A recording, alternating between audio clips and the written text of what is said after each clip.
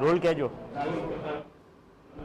તો આજે એ judgement day છે અને આપણી સાથે કોંગ્રેસના અમદાવાદ પૂર્વના જે કેન્ડિડેટ છે હિંમતસિંહ પટેલ તેઓ જોડાયા છે. એમની સાથે વાતચીત કરીએ. હિંમતસિંહ, મતદાતાઓએ મતદાન કરી દીધું છે, આજે પરિણામ આવવાનું છે, કઈ અપેક્ષા આપ જોઈ રહ્યા છો? પરિણામની અંદર સ્વાભાવિક રીતે જીતવાની આશા અને અપેક્ષા હોય. જે રીતે લોકોની વચ્ચે ચૂંટણીમાં પ્રચાર પ્રસાર કર્યો હોય, ભારતીય જનતા પાર્ટીના જે 2014થી અને 2024 સુધીના શાસનની અંદર જે લોકોની ઉપેક્ષા થઈ હોય, જે અનેક પ્રજાલક્ષી મુદ્દાઓને લઈને અમે લોકોની વચ્ચે ગયા, લોકોના આશીર્વાદ મળ્યા, એના કારણે અમને આશા અને અપેક્ષા છે કે અમે આ અમદાવાદ પૂર્વ લોકસભા જીતીને ગુજરાતની અંદર અનેક બીજી સીટો પણ જીતીને સારા પરિણામો લાવીએ. પરંતુ પર્ટિક્યુલર આપની જે બેઠક છે અને શહેરી વિસ્તારના મતદાતાઓનો મૂળ જે છેલ્લા કેટલાક સમયગાળામાં રહ્યો છે, ત્યારબાદ પણ આપ આટલા આશાવાદ છો? ચોક્કસ રીતે હું છે ને સમાજ સાથે જોડાયેલો છું. પદ અને સત્તા અને ચૂંટાયેલા પ્રતિનિધિ તરીકે કોઈ સંસદ બને, કોઈ ધારાસભ્ય બને એ રીતે નહીં. હું હંમેશા લોકોનો જનપ્રતિનિધિ રહ્યો છું. મારું કામ એ જ મારી ઓળખ છે અને હંમેશા લોકો સાથે, આજે હું સંસદ બનું કે ના બનું, ઇલેક્શન જીતું કે હારું, એનાથી મને નિસ્બત નથી. મને મારું કામ અને લોકો સાથેના જે જનસંપર્કો છે, જનસેવા એ પ્રભુ સેવા અને માનવ ધર્મ સૌથી મોટો ધર્મ છે, એ નિભાવતો આવ્યો છું. અને લોકોની વચ્ચે રહીશ, લોકોના સુખ દુઃખના ભાગીદાર તરીકે, લોકોના સાથી તરીકે કામ કરીશ. હિંમતસિંહ, શક્તિસિંહ દાવો કરી ચૂક્યા છે કે 4 થી 5 બેઠકો જીતી રહ્યા છીએ. આપનું આકલન શું કહે છે? કારણ કે ભારતીય જનતા પાર્ટી કહી રહી છે ફરી એકવાર 26માંથી 26. ભારતીય જનતા પાર્ટી લોકોના નિર્ણયોને, હું એવું માનું છું કે આ લોકોના નિર્ણય હોય છે. ચૂંટણી જે છે એ ગુપ્ત મતદાન હોય છે. અનેકો વખત તમે જુઓ છો કે અનેક દાવાઓ ખોટા પડ્યા છે, જુઠ્ઠા પડ્યા છે. આ વખતે ગુજરાતમાં સારા પરિણામ કોંગ્રેસ તરફી આવશે અને આશ્ચર્યચકિત પરિણામ આવશે.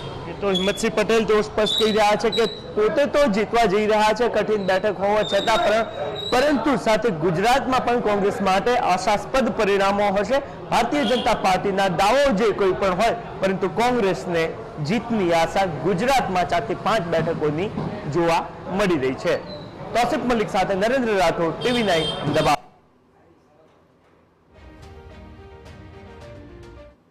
અને જે ઉમેદવારો છે તેઓ ધીરે ધીરે હવે મતગણતરી કેન્દ્ર પહોંચી રહ્યા છે. ત્યારે અમદાવાદ પશ્ચિમના ઉમેદવાર દિનેશ મકવાણા અને તેમનો પરિવાર આપ સીધા જ દ્રશ્યમાં જોઈ રહ્યા છો.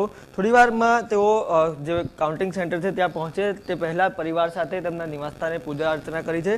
સીધા જ તેમની સાથે વાત કરીશું. દિનેશભાઈ, મને યાદ છે જ્યારે સૌથી પહેલું લિસ્ટ આવ્યું હતું ત્યારે પણ મેં આપની સાથે વાત કરી હતી, મતદાન થયું ત્યારે પણ આપણી વાત થઈ હતી, ને આજે જ્યારે પરિણામ છે ત્યારે આપણી સાથે વાત કરી રહ્યો છું. ફરી એક વખત પૂછું છું, કેટલા આશ્વસ્ત અને કેટલા મતોથી જીતની આશા આપ રાખી રહ્યા છો? આજે ચૂંટણી ઉત્સવનો છેલ્લો દિવસ છે. આજે પરિણામ જાહેર થવાના છે.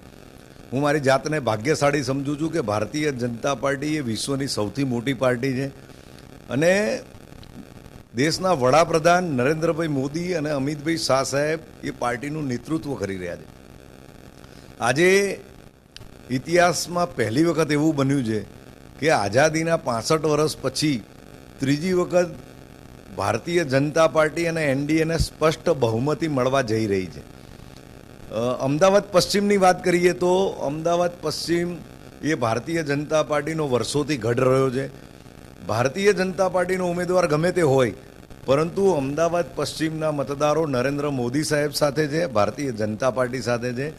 આજે એટલું હું ચોક્કસ કહી શકું, ભારતીય જનતા પાર્ટીના કાર્યકર્તાઓના અથાગ પરિશ્રમના કારણે, દેશના વડાપ્રધાન નરેન્દ્રભાઈ મોદી સાહેબના વિકાસશીલ રાજનીતિના કારણે અમદાવાદ પશ્ચિમની સીટ 5 લાખ કરતાં વધારે લીડથી ભારતીય જનતા પાર્ટીના ઉમેદવાર તરીકે હું જીતવાનો છું.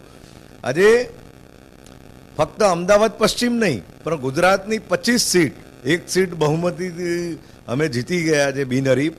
25 સીટ 5 લાખ કરતાં વધારે મતોથી ભારતીય જનતા પાર્ટીના 25 ઉમેદવાર જીતશે. આ દેશમાં ત્રીજી વખત હેડ્રિક વડાપ્રધાન તરીકે નરેન્દ્રભાઈ શપથ લેવાના છે. ભારતીય જનતા પાર્ટીની આખા દેશની અંદર 370 કરતાં વધારે સીટ આવશે. એનડીએની 400 કરતાં વધારે સીટ આવશે એવો વિશ્વાસ છે.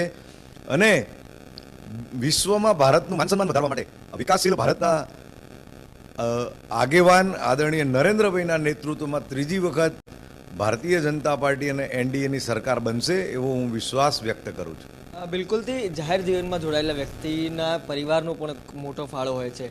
આજના દિવસને આપ કઈ રીતે જોઈ રહ્યા છો?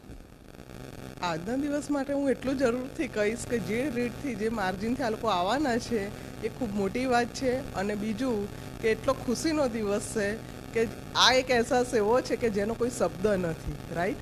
અને જેની કોઈ શબ્દ ના હોય એ અહેસાસથી વિશેષ કોઈ ખુશી ના હોઈ શકે. જરૂરથી ખુશી ના હોઈ શકે પણ વાત છે. એક કહી શકાય કે જાહેર જીવનમાં હોવાના કારણે કદાચ પરિવારને ઓછો સમય અપાતો હોય તેવું પણ બની શકે. પણ આજના દિવસની કેટલી રાહ જોવાતી હતી, કેમ કે હવે પાર્લામેન્ટનું સીધું સપનું છે અહીંયાથી. એકચ્યુઅલી હું યુકે હતી અને હું સ્પેશિયલી આ દિવસ માટે પપ્પા જોડે આવી છું. એટલે આ બહુ મોટો દિવસ છે અમારા આખા ફેમિલી માટે, નોટ ઓન્લી ફાધર માટે. સો ઇટ ઇઝ લાઈક કે એ શેર કરવા અમે લોકો હેપીનેસ છે. આ તો સૌથી એવેટેડ મુમેન્ટ હતો અમારા લોકો માટે.